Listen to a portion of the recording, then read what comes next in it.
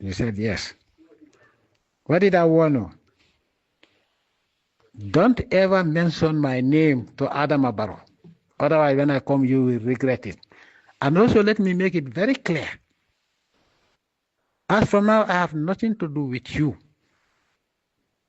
Let it be clear. I said, I will not insult you. The other guy, when he went, I knew you were going. But because there was a backlash, and you stayed cool, so I said, okay, let me weather the storm out. And you asked me what that means. I said, yeah.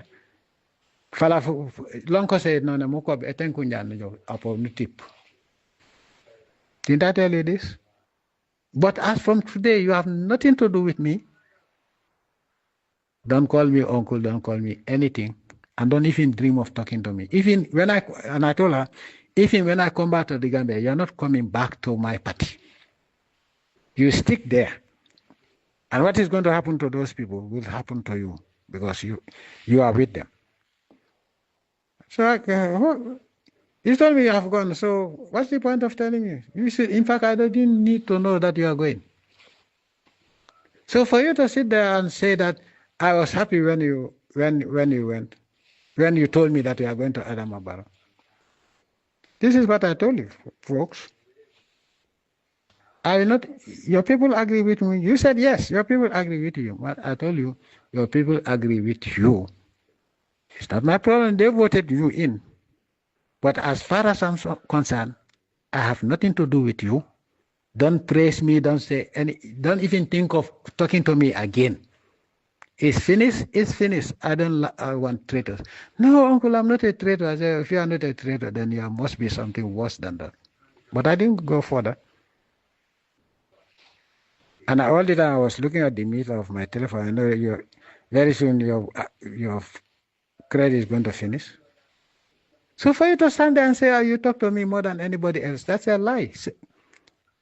So that is the 7th time you talk to me, and that is the last time you ever talk to me. I told you I have nothing to do with it. Even if you come, when I come back, even if you crawl from Banjul to Kanilai and ask for forgiveness, in fact, you not enter Kanilai in the first place. I don't want to see your face again. In the hereafter, I don't want to see your face. Hey, uncle, what are you saying? I told you I don't want to see your face again. For you, for me, it's finished. I told her, how many times did I tell you about Adam Abaro? And you want to go, there is something between you and Adam Abaro, but not between me and Adam Abaro that you would be the catalyst.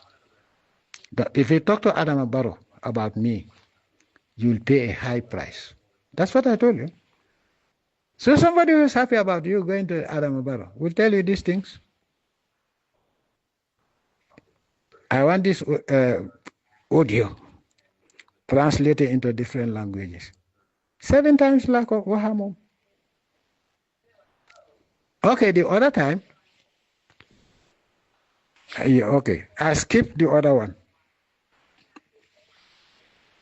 That one, what did I tell you? I'm the one who told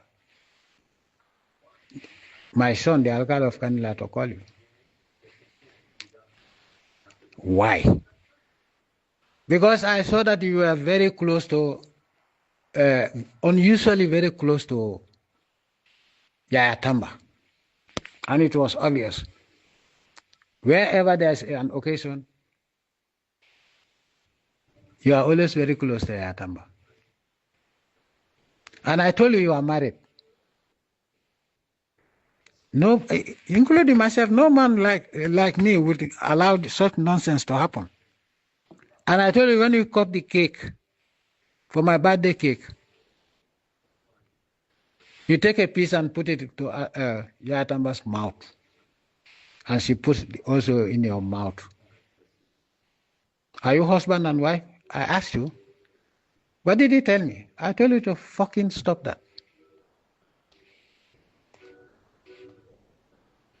But I knew it was not.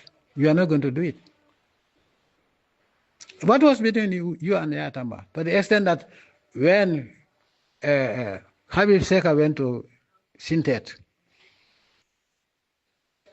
when he came from Baitulai, he went to Sintet.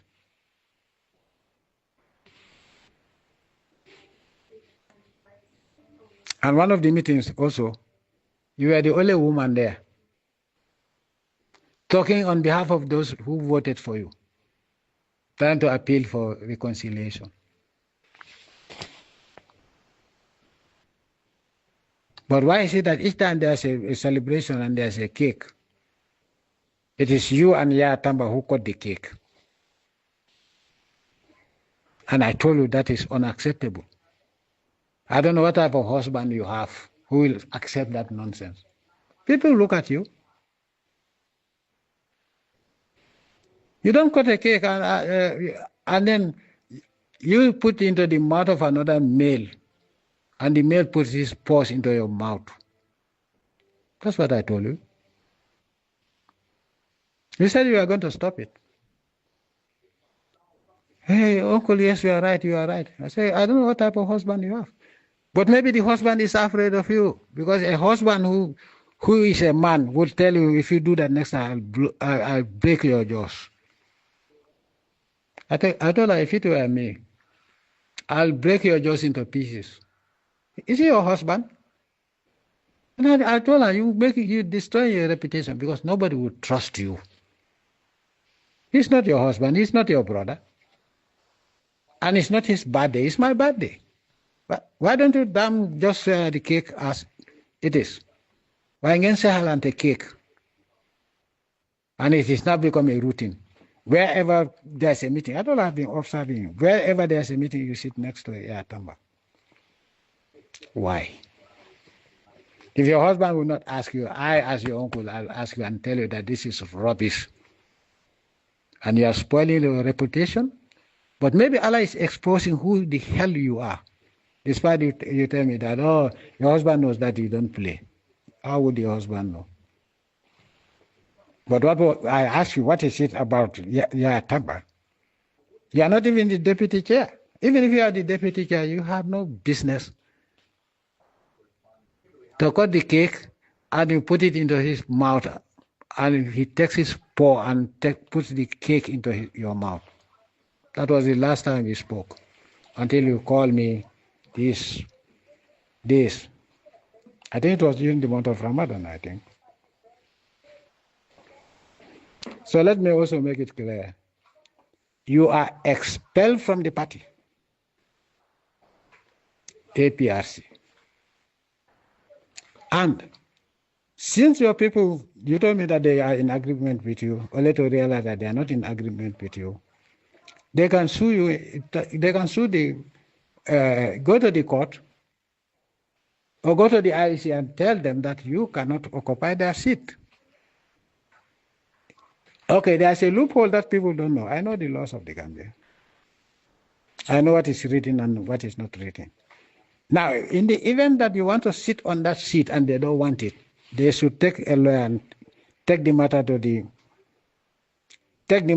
courts, that you voted for her, they voted for you, and you decided to betray. You cannot use their vote to be a member of the parliament. And if they go to the High Court, the High Court is going to uphold that decision. So that will force them to call for a by-election.